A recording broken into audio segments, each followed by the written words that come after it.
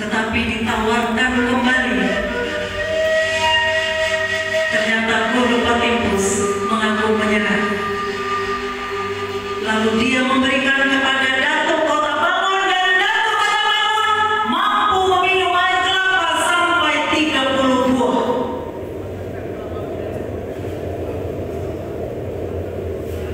Maka Guru Patimpus mengaku kehebatan Datuk Kota Bangun pada perkenalan pertama. Dan Datuk Kota Bangun pun mengantar Guru Patimpus untuk pulang ke desanya.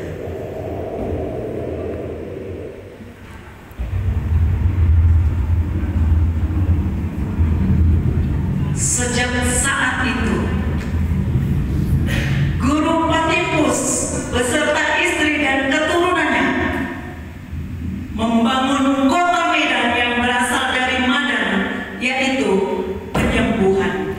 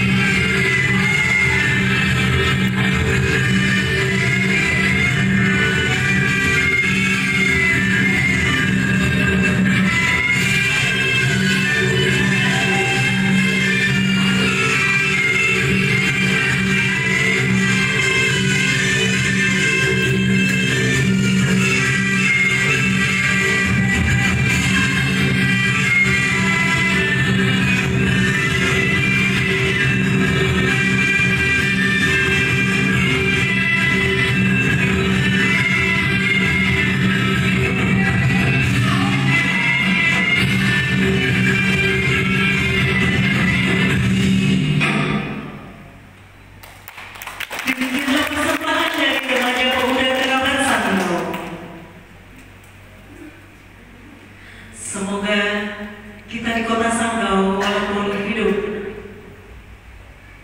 majemuk suku, tapi diharapkan kita semuanya bisa bersama-sama bergandengan tangan untuk Sanggau maju dan terdepan.